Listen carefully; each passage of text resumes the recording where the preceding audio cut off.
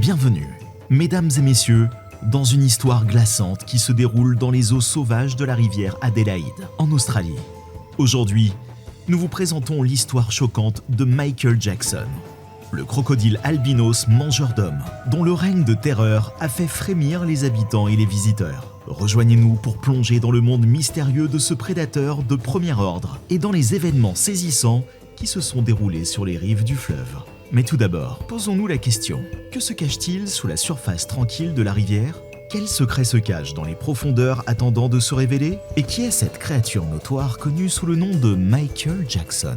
Dans l'épisode actuel, un crocodile d'eau salée albinos sème la terreur dans une rivière bien connue d'Australie et dévore 4 personnes. Voici la terrible histoire de Michael Jackson, le crocodile dévoreur d'albinos. Michael Jackson était un crocodile. Il a été nommé ainsi en raison de sa couleur particulière et vivait dans la rivière Adélaïde, en Australie. Sa tête était blanche, mais son corps était foncé et brun. Il était atteint d'albinisme. Il était bien connu des habitants de la région et facile à voir depuis un bateau ou la rive. Le Michael Jackson, endormi, avait une tête blanche et un corps noir. Voyons si nous pouvons l'approcher. Michael, vous pouvez maintenant partir. La tête blanche et le corps noir sont Michael Jackson. Je ne sais pas où il va apparaître, alors je m'en vais tout de suite. Pour vivre jusqu'à l'âge adulte, il a bien fait. De telles marques entraînent la mort rapide de beaucoup d'éclosions.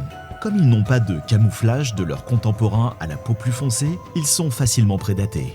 À l'âge adulte, ce crocodile mesurait 4 mètres et demi, soit plus de 14 pieds, et pesait environ 400 kg, soit 880 livres. Il occupait une position d'autorité. Il avait grimpé jusqu'au sommet. Son corps, blessé au combat, a beaucoup souffert. Il lui manque une bonne partie du côté. Sa peau blindée est couverte de coupures et d'éraflures. C'était son territoire et sa sphère d'influence. Il a passé de nombreuses années à vivre près de la même rivière. Les crocodiles d'eau salée sont des mangeurs opportunistes qui peuvent atteindre une longueur maximale de 6 mètres, soit près de 20 pieds, et vivre plus de 70 ans.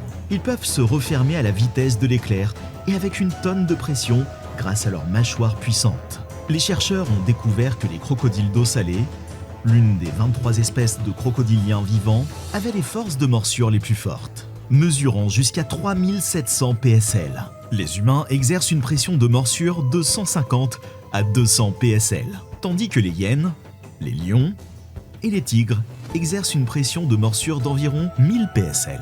La rivière a été visitée par un pêcheur et sa femme le 18 août 2014, un lundi. Il y a plusieurs zones le long de la rivière qui sont bien appréciées par les crocodiles et les gens pour la pêche. L'homme en a choisi une qui se trouvait à côté d'une ancienne voie de ferry qui descendait dans l'eau. Les pêcheurs y pêchent fréquemment le barramundi, un poisson de sport très prisé, connu pour sa capacité de combat féroce et sa chair blanche délectable.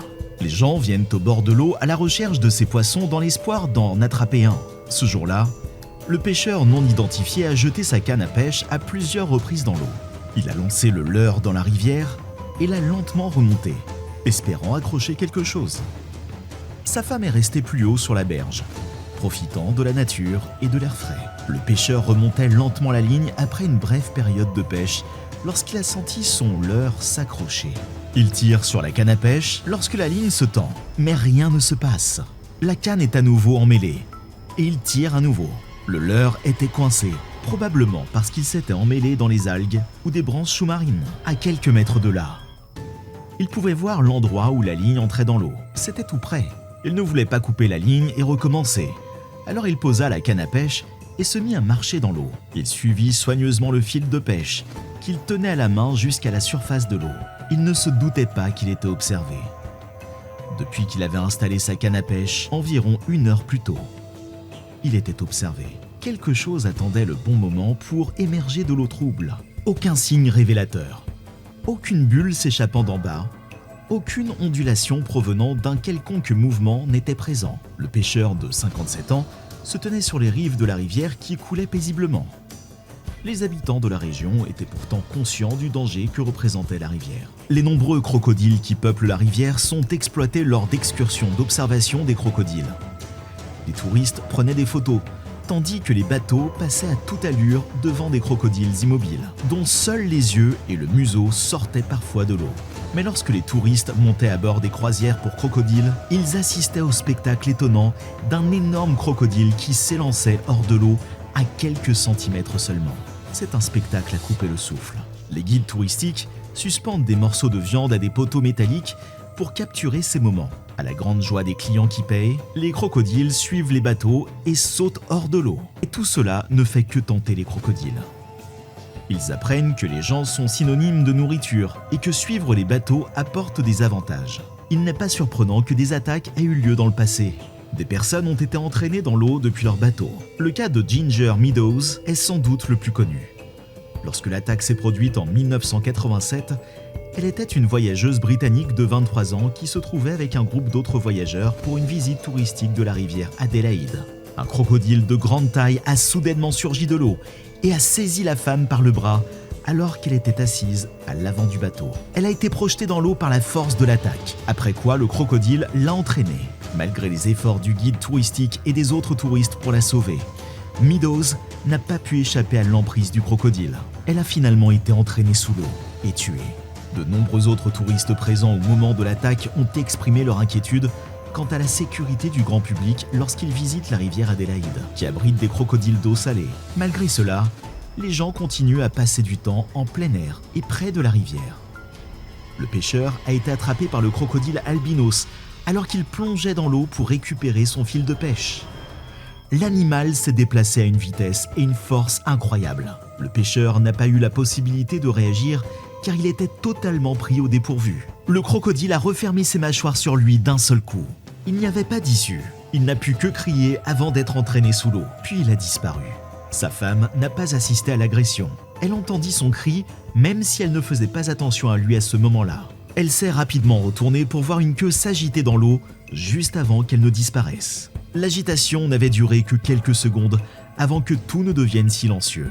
Là où l'homme avait été entraîné sous l'eau, il ne restait que des ondulations. Sa canne à pêche reposait toujours sur la berge, le fil emmêlé dans l'eau. Il était surprenant de passer d'une activité calme et routinière à la disparition en un instant. Tony Blooms, qui supervise les croisières de crocodiles sur l'Adelaide River Queen, a été appelé par sa femme en panique. Alors qu'il se trouvait à proximité, il s'est empressé de chercher son mari, mais n'a pas réussi à le localiser. Il a ramené la femme à Darwin après avoir appelé les services d'urgence pour soigner le patient en état de choc. Les recherches ont été aidées par des agents de la faune et de la flore et par la police. Après avoir entendu des coups de feu à 20h30, ils ont découvert la dépouille de l'homme à 21h30. Il avait manifestement été enlevé par un crocodile et, en se basant sur la zone où il se trouvait, ils ont pu identifier le crocodile exact qui avait fait le coup. Ils ont poursuivi le crocodile semi-albinos, nommé Michael Jackson, et l'ont tué d'un coup de feu. Nous avons tué le crocodile en lui tirant dessus et nous avons retrouvé les restes d'un homme dans l'eau.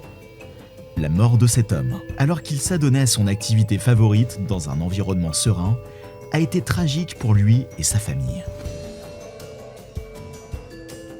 Le crocodile a lui aussi connu une issue tragique. Il a souffert pour avoir suivi ses instincts naturels. Il a longtemps contrôlé la rivière. C'était un spécimen unique en son genre et un symbole de la rivière grâce à sa couleur distinctive. Dans le territoire de la capitale australienne, cette année-là, l'attaque a été la 3e à entraîner la mort. Comme un homme disparu, vu pour la première fois près d'une rivière, n'a jamais été retrouvé. Il est également possible qu'il s'agisse de la 4e. L'incident a suscité des débats sur l'éradiction des crocodiles, l'introduction de safaris de chasse et le renouvellement des campagnes de sécurité. Les compagnies de tours de crocodiles sauteurs ont bien sûr affirmé que leur activité n'avait rien à voir avec les décès. Elles affirment que ce n'est pas en nourrissant les crocodiles de viande qu'ils se sont rapprochés des gens. Ces chasseurs sont primitifs et opportunistes. Ils existent depuis des millions d'années et sont extrêmement habiles et capables d'abattre de grosses proies, y compris des humains. C'est ainsi que s'achève l'histoire de Michael Jackson, le crocodile albinos mangeur d'hommes. Une histoire de survie, de tragédie et d'équilibre délicat entre l'homme et la bête. Mais en réfléchissant à ces événements, posons-nous quelques questions. Qu'est-ce qui nous attire dans la beauté sauvage de la nature, malgré ses dangers cachés ? Comment sommes-nous captivés par la puissance impressionnante de créatures qui parcourent la Terre depuis des millions d'années ? Et dans notre quête d'aventure, négligeons-nous parfois les risques qui se cachent sous la surface ? Vous vous souvenez de Ginger Meadows, La jeune touriste britannique dont la vie a été tragiquement emportée par un crocodile des années auparavant? Son histoire est un rappel obsédant des dangers qui existent dans la rivière Adélaïde. Pourtant, les gens continuent à profiter de l'attrait de ces eaux, à lancer leurs lignes, à capturer des moments à couper le souffle et à vivre le frisson des rencontres avec ces bêtes ancestrales. Alors que le soleil se couche sur la rivière Adélaïde, nous vous laissons avec ces quelques réflexions. Que signifie coexister avec les prédateurs de la nature? Comment assurer la sécurité des hommes et des animaux dans ces habitats sauvages? Et peut-être plus important encore, comment préserver l'équilibre délicat qui nous permet de nous émerveiller devant les merveilles de notre monde naturel? Rejoignez-nous pour d'autres récits captivants dans le domaine des histoires non racontées de la nature. D'ici là, n'oubliez pas de marcher prudemment, car même les eaux les plus tranquilles peuvent cacher des secrets qui peuvent faire des vagues dans nos vies.